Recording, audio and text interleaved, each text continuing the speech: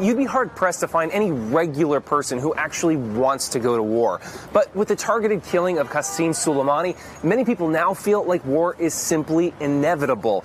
Take, for example, Hassan Nasrallah. He's the leader of Hezbollah. That's the Islamist militant group based right here in Lebanon. And it had very close ties to Qasem Soleimani. They held a memorial service for him in which Nasrallah said that Americans would leave the region in caskets. Now, it was an ominous reference to the 1980s when suicide bombers targeted several U.S. sites, first a military barracks and then 2 diplomatic sites. And a group calling itself the Islamic Holy War is believed to be responsible, although 2 other groups have said they did it.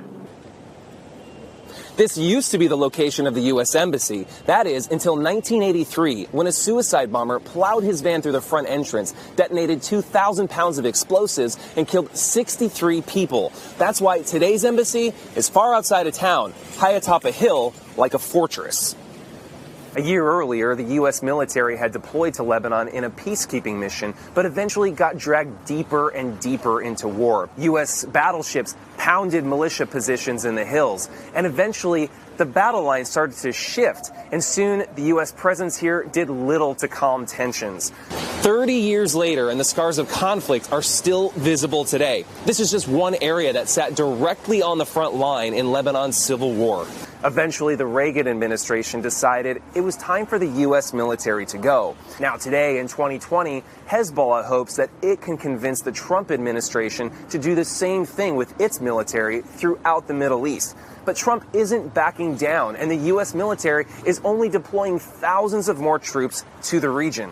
That's why tensions are reaching a boiling point, even for regular people, like this cafe owner we spoke to. We have to do something about American army and Middle East. So what's next? What we do, he start the war, and we are ready for the war. What we can do, yeah. So you're certain there's going to be war? Really? Yeah. What we can do, we cannot wait here.